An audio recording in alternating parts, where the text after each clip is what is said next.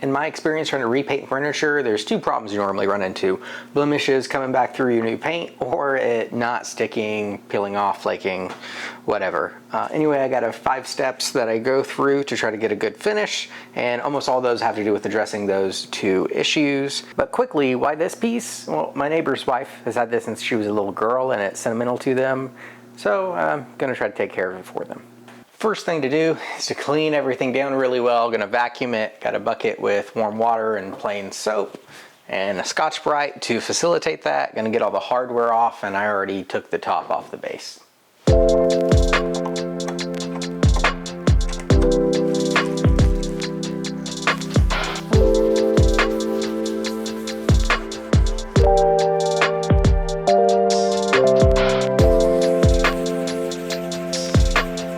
So on to step 2, it's got a big ding here and a bunch of little cracks and scratches, so I'm gonna go repair all that stuff. Fortunately on this, all I really need to do is use some wood filler and this will be good to go. And remember, repair work is all about adhesion, so these, the whole thing is gonna get sanded later, but before I try to repair anything, I'm gonna make sure this stuff gets sanded, so that way I'm actually bonding to the wood.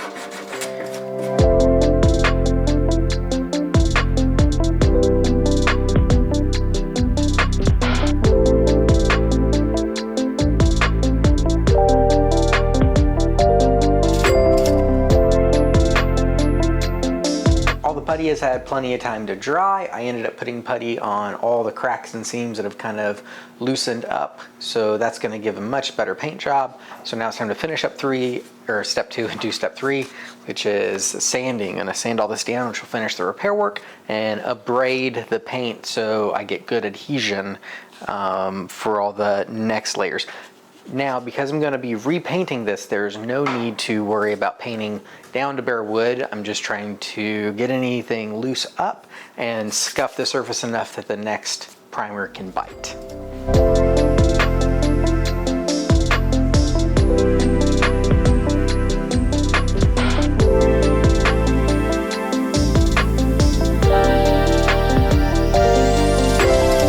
Okay, steps 2 and 3 are done, 2 being repair, 3 being sanding, and for me the sanding also finished off the repair work because fortunately all I had to do was putty work, no wood work was necessary, nothing was really broken or anything, just dings and whatnot. So, and on sanding, I like to just stick at about 150. Some people go higher, but I found that once you go over that, there can be adhesion issues, and I'm going to be sanding between the coats to keep everything smooth. So 150 is plenty smooth enough, but also roughs it up, because the sanding, when you're repainting, is really about actually roughing up the surface, so the next thing can grab the next coat. And the other thing I did off camera was wipe everything off again with a wet rag to get all of my sanding dust. Well, color might be a little off, but yeah, these are all covered in yellow dust.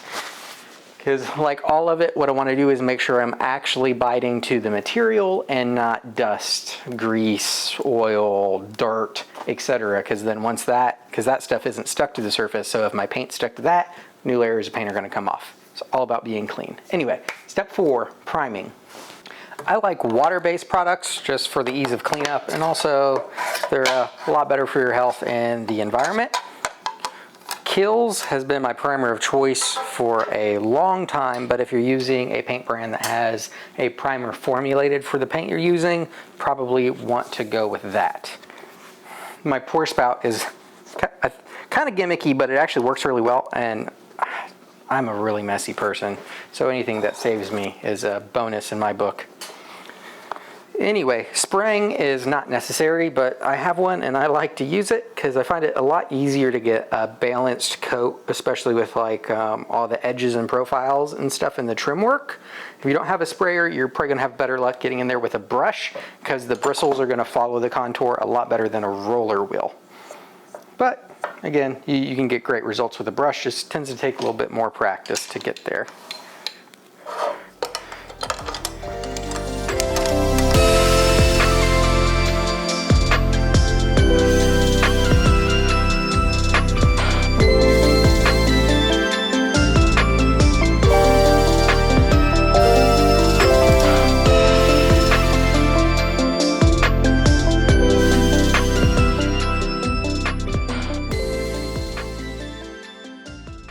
Primer's on, looks great. So now I'm ready to put on my paint. Got some General Finishes milk paint, which is what I like to use when I do paint for furniture. Milk paint is very durable and it's also super non-toxic. Neighbor has some kids, so definitely want to use a product conscious to that. And it took me forever to spray the primer, so I switched to my wide nozzle in my gun, so hopefully that's going to speed up applying this coat. Now, I didn't sand after the primer. I normally don't, because the idea with the primer is to get better adhesion. Some people do, that's okay. I like to not sand, but I'll do 2 to 3 coats of this and I will sand in between those coats.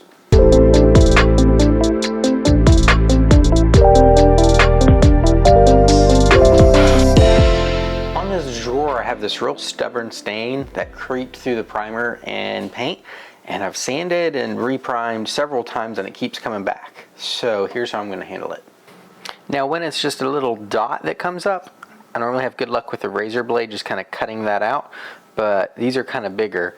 So I have a gouge and I'm just going to use this to try to get that stain out.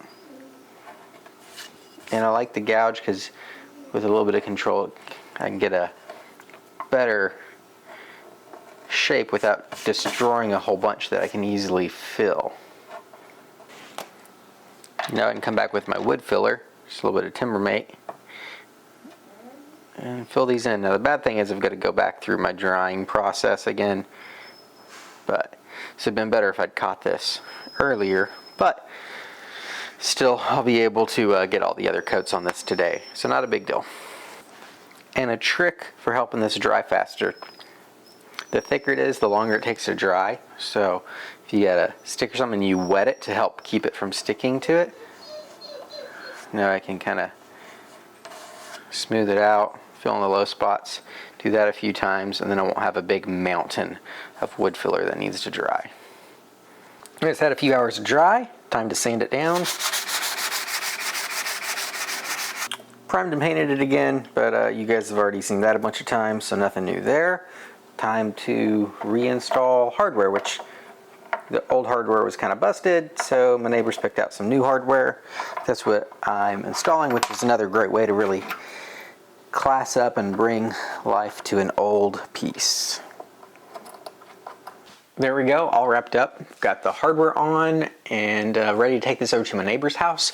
You'll notice that the top is not on the base. That's very deliberate because this paint has a 21-day cure time. If I put this top up here and then just it sat for a while, wouldn't be very surprising if when I lifted that off to take it over to my neighbor's, it lifted paint with it, because the paint isn't cured even though it's dry. If you don't know the cure time of your product, it's probably on the label along with other important information that's probably going to solve any other problems you might be having with your finish, or just generally let you know things you might not know if you're not familiar with that product. Anyway, I hope you learned something, were inspired, or at least entertained, and until next time, make time to make something.